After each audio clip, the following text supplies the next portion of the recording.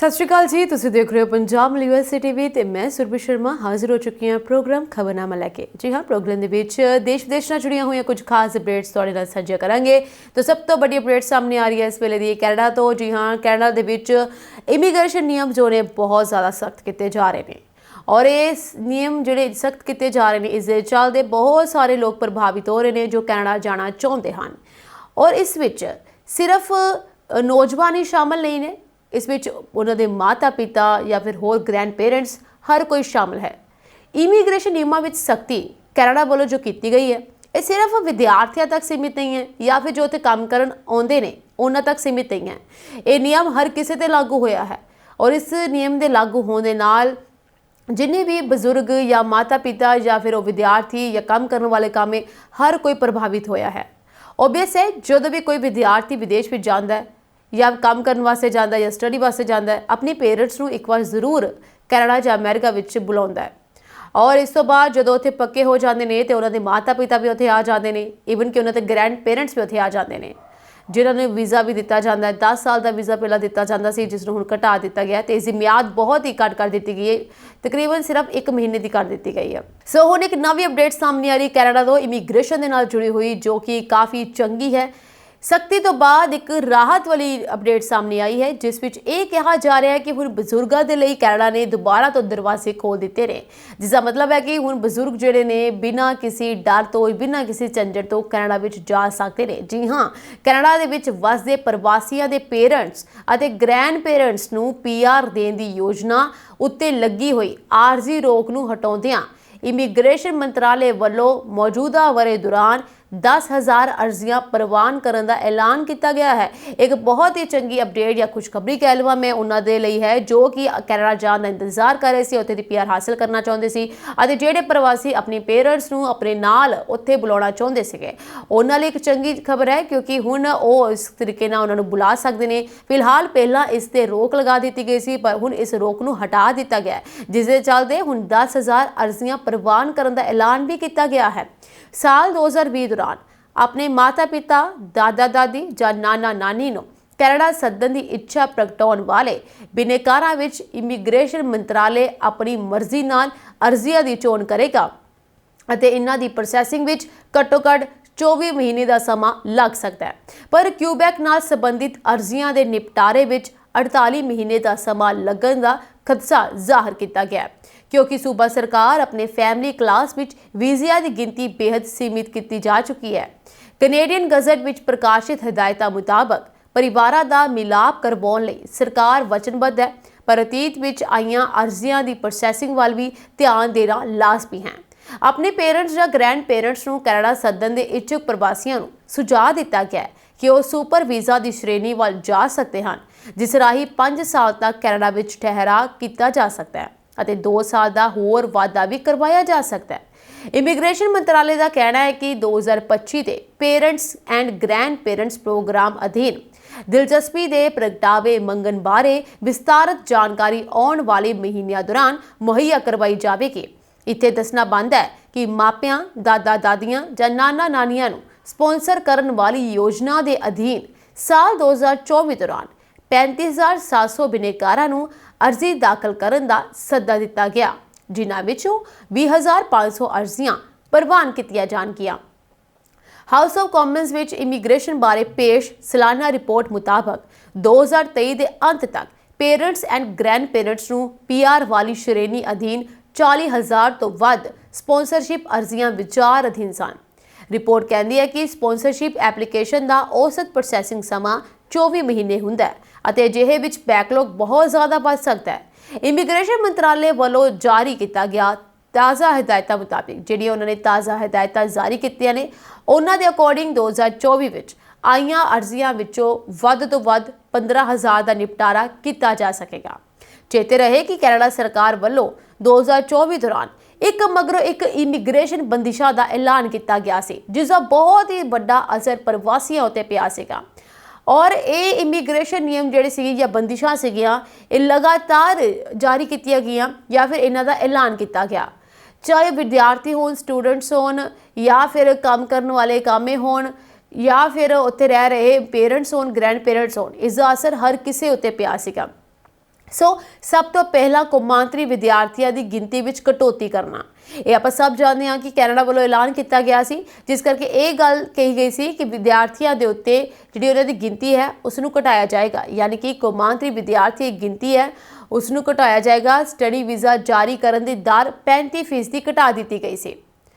ਭਾਰਤ ਸਣੇ 14 ਮੁਲਕਾਂ ਵਾਸਤੇ ਚਲਾਈ ਜਾ ਰਹੀ ਸਟੂਡੈਂਟਸ ਡਾਇਰੈਕਟ ਸਟ੍ਰੀਮ ਵੀ ਬੰਦ ਹੋ ਚੁੱਕੀ ਹੈ, ਜਿਸ ਰਾਹੀਂ ਸਟੱਡੀ ਵੀਜ਼ਾ ਦੀ ਪ੍ਰੋਸੈਸਿੰਗ ਵਿੱਚ ਬਹੁਤ ਘੱਟ ਸਮਾਂ ਲੱਗਦਾ ਸੀ। ਪਰ ਇਸ ਦੇ ਨਾਲ ਹੀ $20,635 ਦੀ GIC ਅਤੇ ਪੂਰੇ ਸਾਲ ਦੀ ਕਾਲਜ ਫੀਸ ਭਰਨ ਦੀ ਸ਼ਰਤ ਵੀ ਖਤਮ ਹੋ ਚੁੱਕੀ ਹੈ। ਇਸ ਮਗਰੋਂ ਫਲੈਗ ਪੋਲਿੰਗ ਰਾਹੀਂ ਵਰਕ ਪਰਮਿਟ ਅਰਜ਼ੀਆਂ ਦਾਖਲ ਕਰਨ ਤੇ ਰੋਕ ਲੱਗੀ ਅਤੇ ਸਿਰਫ ਆਨਲਾਈਨ ਅਰਜ਼ੀਆਂ ਪ੍ਰਵਾਨ ਕਰਨ ਦਾ ਐਲਾਨ ਕੀਤਾ ਗਿਆ। ਫਲੈਗ ਪੋਲਿੰਗ ਤਹਿਤ ਕੌਮਾਂਤਰੀ ਸਰਹੱਦ ਪਾਰ ਕਰਨ ਮਗਰੋਂ ਤੁਰੰਤ ਵਾਪਸੀ ਕਰਦਿਆਂ ਐਂਟਰੀ ਪੋਰਟ ਤੇ ਹੀ ਵਰਕ ਪਰਮਿਟ ਦੀ ਅਰਜ਼ੀ ਦਾਇਰ ਕਰਨ ਦੀ ਸਹੂਲਤ ਮਿਲ ਜਾਂਦੀ ਸੀ, ਜੋ ਬੰਦ ਕਰ ਦਿੱਤੀ ਗਈ। ਸੋ ਪਹਿਲਾਂ ਇਹ ਸਹੂਲਤ ਮਿਲਦੀ ਸੀ ਪਰ ਹੁਣ ਇਹ ਨਹੀਂ ਮਿਲਦੀ ਹੈ। ਸਿਰਫ ਇੰਨਾ ਹੀ ਨਹੀਂ, ਲੇਬਰ ਮਾਰਕੀਟ ਇੰਪੈਕਟ ਅਸੈਸਮੈਂਟ ਰਾਹੀਂ ਕੈਨੇਡੀਅਨ PR ਵਾਸਤੇ ਮਿਲਣ ਵਾਲੇ ਵਾਧੂ ਅੰਕਾਂ ਦੀ ਸਹੂਲਤ ਵੀ ਬੰਦ ਕਰ ਦਿੱਤੀ ਗਈ, ਕਿਉਂਕਿ LMI ਦੇ ਈਵਸ ਵਿੱਚ ਟਰਾਂਸਪੋਰਟ ਕੰਪਨੀਆਂ, ਰੈਸਟੋਰੈਂਟ ਅਤੇ ਖੇਤੀ ਸੈਕਟਰ ਦੀਆਂ ਕੰਪਨੀਆਂ ਵੱਲੋਂ ਮੋਟੀਆਂ ਰਕਮਾਂ ਵਸੂਲ ਕੀਤੀਆਂ ਜਾ ਰਹੀਆਂ ਸਨ। ਸੋ ਇਹ ਵੀ ਬੰਦ ਕਰ ਦਿੱਤੀ ਗਈ। ਇਸ ਤੋਂ ਇਲਾਵਾ ਇਹ ਕਿਹਾ ਜਾ ਰਿਹਾ ਹੈ ਕਿ ਆਉਣ ਵਾਲੇ ਸਮੇਂ ਵਿੱਚ ਕੈਨੇਡਾ ਵਿੱਚ ਹੋਰ ਵੀ ਬਹੁਤ ਸਾਰੇ ਬਦਲਾਅ ਹੋ ਸਕਦੇ ਨੇ। ਫਿਲਹਾਲ ਉਹਨਾਂ ਦੇ ਨਵੇਂ ਪ੍ਰਧਾਨ ਮੰਤਰੀ ਯਾਨੀ ਕਿ ਮਾਰਕ ਕਾਰਨੀ ਹੋਰ ਕੀ ਕੁਝ ਬਦਲਾਅ ਲੈ ਕੇ ਆਉਂਦੇ ਨੇ, ਇਸ ਬਾਰੇ ਹਲੇ ਕੁਝ ਨਹੀਂ ਕਿਹਾ ਜਾ ਸਕਦਾ, ਕਿਉਂਕਿ ਹਲੇ ਅਮਰੀਕਾ ਦਾ ਕੈਨੇਡਾ ਦੇ ਨਾਲ ਇੱਕ ਯੁੱਧ ਸ਼ੁਰੂ ਹੋਇਆ ਪਿਆ, ਜਿਸ ਨੂੰ ਕਿਹਾ ਜਾਂਦਾ ਵਪਾਰ ਯੁੱਧ। ਇਸ ਵਪਾਰ ਯੁੱਧ ਦੇ ਵਿੱਚ ਕੈਨੇਡਾ ਦਾ ਹਲੇ ਧਿਆਨ ਟਰੰਪ ਦੀ ਨੀਤੀਆਂ ਵੱਲ ਹੈ, ਕਿਉਂਕਿ ਟਰੰਪ ਦੀਆਂ ਨੀਤੀਆਂ ਕੈਨੇਡਾ ਨੂੰ ਬਹੁਤ ਜ਼ਿਆਦਾ ਪ੍ਰਭਾਵਿਤ ਕਰ ਰਹੀਆਂ ਨੇ। ਲਗਾਤਾਰ ਟੈਰਿਫ ਲਗਾਏ ਜਾ ਰਹੇ ਨੇ। ਜਿੱਥੇ ਕੈਨੇਡਾ ਵੱਲੋਂ ਵੀ ਅਮਰੀਕਾ ਤੇ ਟੈਰਿਫ ਲਗਾਇਆ ਗਿਆ, ਉਧਰ ਹੀ ਟਰੰਪ ਵੱਲੋਂ ਦੁਬਾਰਾ ਤੋਂ ਐਲਾਨ ਕਰ ਦਿੱਤਾ ਗਿਆ ਕਿ 25% ਟੈਰਿਫ ਹੁਣ 50% ਟੈਰਿਫ 'ਚ ਬਦਲ ਜਾਏਗਾ। ਬਹੁਤ ਸਾਰਾ ਸਮਾਨ ਜੋ ਹੈ ਕੈਨੇਡਾ ਤੋਂ ਅਮਰੀਕਾ ਵਿੱਚ ਜਾਂਦਾ ਹੈ, ਪਰ ਕੈਨੇਡਾ ਨੇ ਹੁਣ ਅਮਰੀਕਾ ਦੇ ਸਮਾਨ ਦਾ ਬਾਈਕਾਟ ਕਰਨਾ ਸ਼ੁਰੂ ਕਰ ਦਿੱਤਾ ਹੈ। ਉੱਥੇ ਸ਼ੌਪਕੀਪਰਸ ਨੇ ਵੀ ਹੁਣ ਅਮਰੀਕਾ ਦੇ ਸਮਾਨ ਨੂੰ ਬੰਦ ਕਰ ਦਿੱਤਾ ਹੈ ਲੈਣਾ।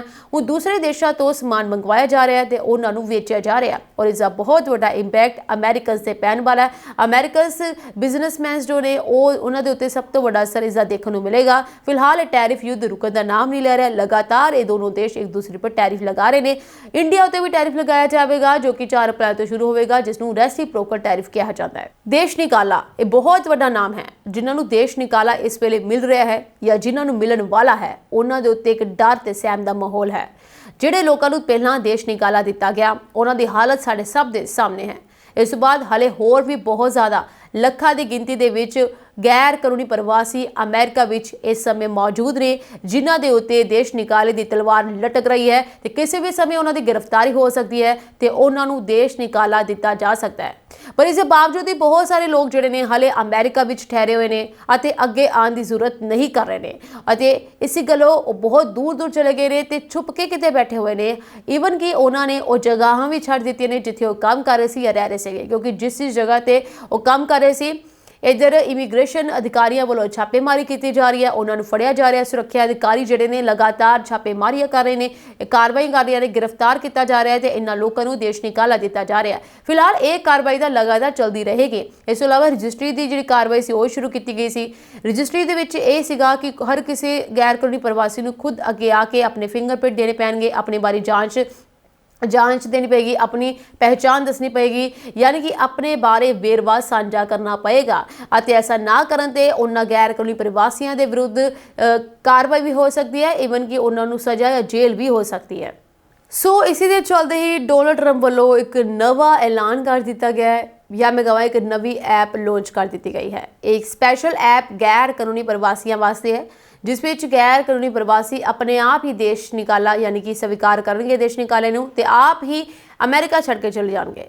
ਟਰੰਪ ਸ਼ਾਸਨ ਨੇ ਇੱਕ ਨਵਾਂ ਐਪ ਜਾਰੀ ਕਰ ਦਿੱਤਾ ਹੈ, ਜੋ ਸੰਯੁਕਤ ਰਾਜ ਅਮਰੀਕਾ ਵਿੱਚ ਗੈਰ ਕਾਨੂੰਨੀ ਪ੍ਰਵਾਸੀਆਂ ਨੂੰ ਸੰਭਾਵਿਤ ਗ੍ਰਿਫਤਾਰੀ ਅਤੇ ਨਜ਼ਰਬੰਦੀ ਦਾ ਸਾਹਮਣਾ ਕਰਨ ਦੀ ਬਜਾਏ ਸਵੈ ਡਿਪੋਰਟ ਕਰਨ ਦੀ ਇਜਾਜ਼ਤ ਦੇਵੇਗਾ। ਯਾਨੀ ਕਿ ਇਹਨਾਂ ਲੋਕਾਂ ਨੂੰ ਇਹ ਆਗਿਆ ਹੈ ਕਿ ਉਹ ਖੁਦ ਹੀ ਦੇਸ਼ ਨਿਕਾਲੇ ਦੀ ਸਵੀਕਾਰ ਕਰਨ ਅਤੇ ਦੇਸ਼ ਛੱਡ ਕੇ ਚਲੇ ਜਾਣ। ਅਗਰ ਐਸਾ ਨਹੀਂ ਕਰਦੇ ਤਾਂ ਉਹਨਾਂ ਨੂੰ ਜ਼ਬਰਦਸਤੀ ਤਾਂ ਕੱਢਿਆ ਜਾਏਗਾ, ਪਰ ਇਹ ਲੋਕ ਅਗਰ ਸਵੈ ਯਾਨੀ ਖੁਦ ਦੇਸ਼ ਛੱਡ ਜਾਂਦੇ ਨੇ ਤਾਂ ਇਹਨਾਂ ਨੂੰ ਗ੍ਰਿਫਤਾਰੀ ਤੋਂ ਬਚ ਸਕਦੇ ਨੇ, ਈਵਨ ਕਿ ਨਜ਼ਰਬੰਦੀ ਤੋਂ ਵੀ ਇਹਨਾਂ ਨੂੰ ਸਾਹਮਣਾ ਨਹੀਂ ਕਰਨਾ ਪਏਗਾ। इन्हां सब चीज़ों तो जो कार्रवाइयां सुरक्षा अधिकारियों वालों कीतियां जा रही ने गैर कानूनी प्रवासियों उत्ते इन्हां सब तो इन्हां दा बचाव हो सकता है अगर ये खुद अपने आप नूं देश विचों कढ दिंदे ने। कस्टम ਅਤੇ बॉर्डर प्रोटैक्शन ऐप जिसनूं CBP होम कहा जाता है उस राही गैर कानूनी तौर पर रह रहे प्रवासी खुद अमेरिका नूं छड्ड सकणगे। होमलैंड सिक्योरिटी दी स्टेट सैकटरी क्रिस्टी ने एक बयान विच कहा कि CBP होम ऐप नूं उन्हां लोकां लई बहुत फायदेमंद मन्निया जावेगा जो अपनी मर्जी नाल अमेरिका तो जाना चाहुंदे हन। उन्होंने कहा कि जे इस निर्देश को ना मन्निया गया तो असीं जबरदस्ती इत्थे आए गैर कानूनी लोगों को बाहर दा राह दिखावांगे और वो फिर कदे भी वापस अमेरिका नहीं आ सकणगे। इस तो यह भी साबित होता है कि हुण अपनी मर्जी नाल अमेरिका छड्डण वाले लोग भविख विच दोबारा भी अमेरिका विच लीगल तौर पर प्रवेश कर सकणगे। इस ऐप का यह फायदा इन्हां लोकां नूं जरूर होएगा जो खुद देश नूं छड्ड के अमेरिका जाणगे। अगर इन फ्यूचर वो अमेरिका विच आना चाहुंदे ने लीगल वे दे नाल ते उन्हां नूं प्रवेश किया जान दिता जाएगा यानी कि वो प्रवेश कर सकणगे। पर जिहड़े लोग इस चीज़ को नहीं मनणगे यानी कि जिन्हां नूं जबरदस्ती गिरफ्तार करके भेजा जाएगा देश निकाला दिता जाएगा उन्हां दे प्रवेश ते जरूर पाबंदी लग सकती है। जिक्रयोग है कि अमेरिका इस वेले हर हिले गैर कानूनी लोगों को अमेरिका छड्डण लई दबाव पा रहा है। इस करके नवे बदलाव या नवी नीतियां या फिर मैं कह ला नवे प्लान या योजनावां बनाई जा रही हैं कि किस तरीके दे नाल गैर कानूनी प्रवासियों को अमेरिका चों कढिया जाए ताकि अमेरिका को दोबारा तो ग्रेट बनाया जा सके। सो हले ये जो सिलसिला है हले होर महीने भी चल सकता है, 2 महीने या 3 महीने होर लग सकते हैं क्योंकि हले तक इसनूं महीने तो थोड़ा ज़्यादा समय होया ते ईवन हले 50,000 तो ज़्यादा ही गैर कानूनी प्रवासी नूं देश निकाला दिता गया पर हले इन्हां दी गिनती लखां दे करीब है और देखना यह होगा कि एंड विच जो सब देश निकाला दे देंगे यानी सारे गैर कानूनी प्रवासियों नूं डोनाल्ड ट्रंप अपने देश को कढ देगा तो उस तो बाद उसका अगला प्लान की होगा। उधर ही गल करा जे मैं सब तो ज़्यादा प्रदूषित शहरां दी ते तुहाडे मन दे विच भी बहुत सारे शहरों के नाम आउणगे तो जे मैं भारत की गल करा तो भारत को लैके तुहाडे मन में सब तो पहला नाम शायद दिल्ली का आएगा तो ये सच भी है। दिल्ली एक ऐसा शहर है जो सब तो ज़्यादा प्रदूषित है और हुण वर्ल्ड वाइड फेमस भी हो चुका है। दिल्ली की हवा इन्नी ज़्यादा खराब है कि तुहाडी सेहत ते सब तो ज़्यादा असर इस हवा का पैंदा है जिस नाल तुहानूं बहुत सारी बीमारियां भी लग जांदियां ने आते आने वाले समय में खास करके गर्मियों में ये प्रदूषण होर भी ज़्यादा वधेगा जिसनूं लोगों का सामना करना पै सकता है। पर हुण एक नवा आंकड़े सामने आए ने ਅਤੇ ਇਹ ਕਿਹਾ ਜਾ ਰਿਹਾ है कि दुनिया के 20 सब तो प्रदूषित शहरों च 13 भारत के ने तो कितनी शर्मनाक गल है कि दुनिया के विचों 13 शहर ऐसे ने 20 शहरों के विचों 13 शहर ऐसे ने जो सिर्फ भारत के ने यानी कि 7 शहर ही किसी होर मुल्कों के ने बाकी सारे शहर जिहड़े प्रदूषित ने वो सिर्फ और सिर्फ इंडिया के ने। दुनिया के 20 सब तो प्रदूषित शहरों विचों 13 भारत के हैं। मेघालय का बर्नीहाट शिखर ते है जबकि सब तो वध प्रदूषित राजधानी की श्रेणी विच दिल्ली शिखर ते है। पाकिस्तान के 4 शहर और चीन का एक शहर भी टॉप 20 सब तो वध प्रदूषित शहरों में शामिल है। ये जानकारी Swiss air quality technology company IQ air की 2024 की रिपोर्ट च सामने आई है। रिपोर्ट च भारत नूं दुनिया के सब तो प्रदूषित देशों च 5वां स्थान दिता गया है। इस अलावा चार जो पहले नंबर पर है, बांग्लादेश दूसरे, पाकिस्तान तीसरे ते कांगो चौथे नंबर पर है। 2023 ਦੇ ਵਿੱਚ ਭਾਰਤ ਤੀਜੇ ਸਥਾਨ ਤੇ ਸੀ मतलब कि एक साल ਵਿੱਚ ਭਾਰਤ ਵਿੱਚ ਪ੍ਰਦੂਸ਼ਣ ਵਿੱਚ ਕੁਝ ਸੁਧਾਰ ਹੋਇਆ ਹੈ। ਰਿਪੋਰਟ ਵਿੱਚ ਕਿਹਾ ਗਿਆ ਹੈ ਕਿ 2024 ਵਿੱਚ ਭਾਰਤ ਵਿੱਚ PM 2.5 ਦੇ ਪੱਧਰ ਵਿੱਚ 7% ਦੀ ਗਿਰਾਵਟ ਦੇਖੀ ਗਈ ਹੈ। ਉਧਰ ਹੀ 2024 ਵਿੱਚ PM 2.5 ਦਾ ਪੱਧਰ ਔਸਤਨ 50 ਮਾਈਕਰੋਗ੍ਰਾਮ ਪ੍ਰਤੀ ਕਿਊਬਿਕ ਮੀਟਰ ਹੋਵੇਗਾ ਜਦਕਿ 2023 ਵਿੱਚ ਇਹ 54 ਮਾਈਕਰੋਗ੍ਰਾਮ ਪ੍ਰਤੀ घन मीटर होगा। फिर भी दुनिया के 10 सब तो वध प्रदूषित शहरों विचों 6 भारत विच हन जबकि चोटी के 20 विचों 13 भारत हैं। दिल्ली विच लगातार प्रदूषण का पद्धर उच्चा दर्ज किया गया। इत्थे PM 2.5 की सालाना औसत 91.6 माइक्रोग्राम प्रति घन मीटर से। भारतीय शहरों की हवा इन्नी खराब है कि 35% शहरों में हवा में धूड़ के बरीक कणा का पद्धर विश्व सेहत संगठन वालों निर्धारित पद्धर से 10 गुना ज़्यादा है। इस खराब हवा कारण भारत लोगों की सेहत खतरे में है। लोगों की औसत उम्र लगभग 5.2 साल घट रही है। एक खोज अनुसार 2009 तो 2019 दरमियान ਹਵਾ ਵਿੱਚ ਮੌਜੂਦ PM 2.5 ਕਣਾਂ ਦੇ ਪ੍ਰਦੂਸ਼ਣ ਕਾਰਨ ਭਾਰਤ ਵਿੱਚ ਹਰ ਸਾਲ ਲਗਭਗ 15 ਲੱਖ ਲੋਕਾਂ ਦੀ ਮੌਤ ਹੁੰਦੀ ਹੈ। ਤੁਸੀਂ ਖੁਦ ਦੇਖੋ ਕਿੰਨੀ ਹੈਰਾਨ ਕਰਨ ਵਾਲੀ ਗੱਲ ਹੈ ਕਿ ਇੰਨਾ ਪ੍ਰਦੂਸ਼ਣ ਕਰਕੇ 15 ਲੱਖ ਲੋਕ ਜਿਹੜੇ ਨੇ ਆਪਣੀ ਜਾਨ ਗਵਾ ਰਹੇ ਨੇ ਤੇ ਆਉਣ ਵਾਲੇ ਸਮੇਂ ਵਿੱਚ ਇਹ ਕਿਹਾ ਜਾ ਰਿਹਾ ਹੈ ਕਿ ਇਹ ਹੋਰ ਵੀ ਜ਼ਿਆਦਾ ਵਧੇਗਾ। ਪ੍ਰਦੂਸ਼ਣ ਦੇ ਉੱਤੇ ਕੰਟਰੋਲ ਕਰਨਾ ਹੁਣ ਨਾਕਾਮ ਸਾਬਿਤ ਹੁੰਦਾ ਜਾ ਰਿਹਾ ਹੈ। ਇਹ ਪ੍ਰਦੂਸ਼ਣ ਲਗਾਤਾਰ ਵਧ ਰਿਹਾ, ਹਰ ਸਾਲ ਇਸ ਨੂੰ ਅਸੀਂ ਵਧਦੇ ਹੋਏ ਦੇਖ ਰਹੇ ਹਾਂ ਤੇ ਆਉਣ ਵਾਲੇ ਸਮੇਂ ਵਿੱਚ ਗਰਮੀ ਇੰਨੀ ਜ਼ਿਆਦਾ ਪੈਣ ਵਾਲੀ ਹੈ ਕਿ ਇਹ ਵੀ ਕਿਹਾ ਜਾ ਰਿਹਾ ਇਸ ਨਾਲ ਪ੍ਰਦੂਸ਼ਣ ਹੋਰ ਵੀ ਜ਼ਿਆਦਾ ਵਧੇਗਾ।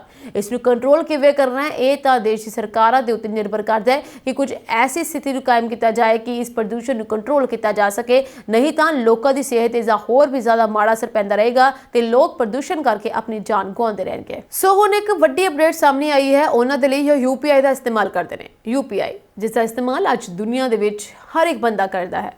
ਤੁਸੀਂ UPI ਦਾ ਇਸਤੇਮਾਲ ਕਰਦੇ ਹਾਂ, ਚਾਹੇ ਅਸੀਂ ਕਿਤੇ ਮਰਜ਼ੀ ਕਿਉਂ ਨਾ ਹੋਈਏ। ਅੱਜ ਸਾਡੇ ਭਾਰਤ ਵਿੱਚ UPI ਦਾ ਇਸਤੇਮਾਲ ਕਰੋੜਾਂ ਤੋਂ ਵੀ ਜ਼ਿਆਦਾ ਲੋਕ ਕਰ ਰਹੇ ਨੇ। ਫਿਲਹਾਲ ਸਮਾਂ ਬਦਲ ਰਿਹਾ ਹੈ, ਇਸ ਕਰਕੇ UPI ਆਨਲਾਈਨ ਪੇਮੈਂਟਸ ਹੋ ਰਹੀਆਂ ਨੇ, ਧੋਖਾਧੜੀ ਵੀ ਉਨੀ ਜ਼ਿਆਦਾ ਵੱਧ ਰਹੀ ਹੈ। ਪਰ ਹੁਣ ਇੱਕ ਵੱਡੀ ਅਪਡੇਟ ਸਾਹਮਣੇ ਆਈ ਹੈ ਔਰ ਇਸ ਅਪਡੇਟ ਦੇ ਵਿੱਚ ਇਹ ਕਿਹਾ ਜਾ ਰਿਹਾ ਹੈ ਕਿ ਫੀਸ ਵੀ ਲੱਗ ਸਕਦੀ ਹੈ ਲੈਣ ਦੇਣ ਦੇ ਵਿੱਚ। UPI ਦਾ ਇਸਤੇਮਾਲ ਇਸ ਲਈ ਕੀਤਾ ਜਾਂਦਾ ਹੈ ਕਿ ਆਪਾਂ ਇੱਕ ਜਗ੍ਹਾ ਤੋਂ ਦੂਸਰੀ ਜਗ੍ਹਾ ਪੈਸੇ ਭੇਜਦੇ ਨੇ, ਪਰ ਇਹ ਪੈਸੇ ਆਪਾਂ ਫ੍ਰੀ ਭੇਜਦੇ ਹਾਂ ਜਿਸ ਵਿੱਚ ਕੋਈ ਲਾਗਤ ਨਹੀਂ ਲੱਗਦੀ ਹੈ। ਪਰ ਹੁਣ ਇਹ ਕਿਹਾ ਜਾ ਰਿਹਾ ਹੈ ਕਿ ਇਸ ਵਿੱਚ ਕੋਈ ਲਾਗਤ ਲੱਗ ਸਕਦੀ ਹੈ, ਯਾਨੀ ਕੋਈ ਫੀਸ ਲੱਗ ਸਕਦੀ ਹੈ। ਅਗਰ ਇਸ ਵਿੱਚ ਫੀਸ ਲੱਗ ਸਕਦੀ ਹੈ ਤੇ ਇਹ ਸੋਚਿਆ ਜਾਣਾ ਚਾਹੀਦਾ ਹੈ ਕਿ ਇਸ ਨੂੰ ਘਟਾਇਆ ਵੀ ਜਾ ਸਕਦਾ ਹੈ, ਯਾਨੀ ਕਿ ਅਗਰ ਫੀਸ ਦਾ ਕੰਮ ਜਾਂ ਲਾਗੂ ਹੋ ਜਾਂਦੀ ਹੈ ਫੀਸ UPI ਤੇ ਤਾਂ ਲੋਕ ਸ਼ਾਇਦ ਇਸ ਨੂੰ ਘਟਾਉਣਾ ਸ਼ੁਰੂ ਕਰ ਦੇਣ। ਅਗਰ ਇਹ ਘਟਣ ਲੱਗੀ ਤਾਂ ਫਿਰ ਡਿਜੀਟਲ ਤੋਂ ਦੁਬਾਰਾ ਤੋਂ ਲੋਕ ਕੈਸ਼ ਤੇ ਆ ਸਕਦੇ ਨੇ। ਜੇਕਰ ਤੁਸੀਂ UPI ਲੈਣ ਦੇਣ ਕਰਦੇ ਹੋ ਤਾਂ ਇਹ ਵੱਡਾ ਅਪਡੇਟ ਵੀ ਤੁਹਾਡੇ ਲਈ ਹੈ।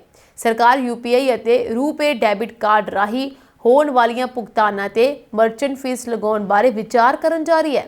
ਸੋ ਅਜੇ ਤੱਕ ਜਦੋਂ ਕੋਈ ਗ੍ਰਾਹਕ UPI ਜਾਂ ਰੂਪੇ ਡੈਬਿਟ ਕਾਰਡ ਰਾਹੀਂ ਭੁਗਤਾਨ ਕਰਦਾ ਹੈ ਤਾਂ ਵਪਾਰੀਆਂ ਨੂੰ ਕੋਈ ਫੀਸ ਨਹੀਂ ਦੇਣੀ ਪੈਂਦੀ। ਹਾਲਾਂਕਿ ਹਮੇਸ਼ਾ ਐਸਾ ਨਹੀਂ ਸੀ। 2022 ਤੋਂ ਪਹਿਲਾਂ ਮਰਚੈਂਟਸ ਨੂੰ ਇਹਨਾਂ ਲੈਣ ਦੇਣ ਨੂੰ ਪ੍ਰੋਸੈਸ ਕਰਨ ਲਈ ਬੈਂਕਾਂ ਨੂੰ ਮਰਚੈਂਟ ਡਿਸਕਾਊਂਟ ਰੇਟ ਦੇ ਤੌਰ ਤੇ ਥੋੜੀ ਫੀਸ ਦੇਣੀ ਪੈਂਦੀ ਸੀ। ਸੋ ਹੁਣ ਵੱਡਾ ਸਵਾਲ ਤਾਂ ਇਹ ਪੈਦਾ ਹੁੰਦਾ ਹੈ ਕਿ ਇਸ ਦਾ ਅਸਰ ਗ੍ਰਾਹਕਾਂ ਤੇ ਪਏਗਾ ਕਿ ਨਹੀਂ ਪਏਗਾ। ਬਹੁਤ ਸਾਰੇ ਗ੍ਰਾਹਕ ਜਿਹੜੇ ਨੇ UPI ਦਾ ਇਸਤੇਮਾਲ ਕਰਦੇ ਨੇ। ਅੱਜ ਅਸੀਂ ਜਿੱਥੇ ਮਰਜ਼ੀ ਚਲੇ ਜਾਈਏ, ਕੋਈ ਵੀ ਚੀਜ਼ ਖਰੀਦਣੀ ਹੋਵੇ, ਦੁਕਾਨ ਤੇ ਜਾਣਾ ਹੋਵੇ, ਚਾਹੇ 10 ਰੁਪਏ ਹੋਣ, 5 ਰੁਪਏ ਹੋਣ, 20 ਰੁਪਏ ਕਿਉਂ ਨਾ ਹੋਣ, 100, 200, 1000, ਇਸ ਤੋਂ ਵੀ ਜ਼ਿਆਦਾ ਲਾਗਤ ਕਿਉਂ ਨਾ ਹੋਵੇ, ਅਸੀਂ UPI ਦਾ ਇਸਤੇਮਾਲ ਕਰ ਦਿੰਦੇ ਹਾਂ। ਪਰ ਹੁਣ ਇਹ ਤਾਂ ਮਰਚੈਂਟਸ ਦੀ ਗੱਲ ਕੀਤੀ ਗਈ ਹੈ ਤੇ ਹੁਣ ਸਵਾਲ ਤਾਂ ਇਹੀ ਪੈਦਾ ਹੋ ਰਿਹਾ ਹੈ ਕਿ ਇਸ ਦਾ ਅਸਰ ਗ੍ਰਾਹਕਾਂ ਤੇ ਪਏਗਾ ਕਿ ਨਹੀਂ ਪਏਗਾ। ਤੇ ਇਸ ਬਾਰੇ ਤੁਹਾਨੂੰ ਦੱਸਦੀ ਹਾਂ ਕਿ ਜੇਕਰ ਸਰਕਾਰ ਦੁਬਾਰਾ ਇਹ ਫੀਸ ਲਾਗੂ ਕਰ ਦਿੰਦੀ ਹੈ ਤਾਂ ਇਸ ਦਾ ਸਿੱਧਾ ਅਸਰ ਗ੍ਰਾਹਕਾਂ ਤੇ ਨਹੀਂ ਪਵੇਗਾ। ਗ੍ਰਾਹਕਾਂ ਤੋਂ ਭੁਗਤਾਨ ਲਈ ਕੋਈ ਵਾਧੂ ਚਾਰਜ ਨਹੀਂ ਲਿਆ ਜਾਵੇਗਾ। ਮੀਡੀਆ ਰਿਪੋਰਟਾਂ ਮੁਤਾਬਕ ਬੈਂਕਾਂ ਵੱਲੋਂ ਸਰਕਾਰ ਨੂੰ ਇਸ ਸੰਬੰਧੀ ਇੱਕ ਪ੍ਰਸਤਾਵ ਭੇਜਿਆ ਗਿਆ ਅਤੇ ਸੰਬੰਧਿਤ ਵਿਭਾਗ ਇਸ ਤੇ ਸਕਾਰਾਤਮਕ ਤਰੀਕੇ ਨਾਲ ਵਿਚਾਰ ਕਰ ਰਿਹਾ ਹੈ। ਹਾਲਾਂਕਿ ਵੱਡੇ ਵਪਾਰੀਆਂ ਮਾਸਟਰ ਕਾਰਡ, ਵੀਜ਼ਾ ਅਤੇ ਕ੍ਰੈਡਿਟ ਕਾਰਡ ਰਾਹੀਂ ਹੋਣ ਵਾਲੀਆਂ ਭੁਗਤਾਨਾਂ ਤੇ MDR ਯਾਨੀ ਕਿ ਮਰਚੈਂਟ ਡਿਸਕਾਊਂਟ ਰੇਟ ਅਦਾ ਕਰਦੇ ਹਨ। ਬੈਂਕਾਂ ਦਾ ਮੰਨਣਾ ਹੈ ਕਿ UPI ਅਤੇ ਰੂਪੇ ਕਾਰਡ ਰਾਹੀਂ ਹੋਣ ਵਾਲੀ ਭੁਗਤਾਨਾਂ ਤੇ ਵੀ ਇਹ ਫੀਸ ਲਾਗੂ ਹੋਣੀ ਚਾਹੀਦੀ ਹੈ। ਇਸ ਤੋਂ ਇਲਾਵਾ 2022 ਤੋਂ ਪਹਿਲਾਂ ਇਹ ਨਿਯਮ ਕੀ ਸੀਗਾ? ਹੁਣ ਇਹ ਵੀ ਇੱਕ ਬਹੁਤ ਵੱਡੀ ਸਵਾਲ ਹੈ ਕਿ ਆਖਿਰ 2022 ਤੋਂ ਪਹਿਲਾਂ ਕਿਸ ਤਰੀਕੇ ਨਾਲ ਇਸ ਨੂੰ ਇਸਤੇਮਾਲ ਕੀਤਾ ਜਾਂਦਾ ਸੀ। 2022 ਤੋਂ ਪਹਿਲਾਂ ਮਰਚੈਂਟ ਨੂੰ ਕੁੱਲ ਲੈਣ ਦੇਣ ਰਕਮ ਦਾ 1% ਤੋਂ ਘੱਟ ਹਿੱਸਾ MDR ਦੇ ਤੌਰ ਤੇ ਦੇਣਾ ਪੈਂਦਾ ਸੀ।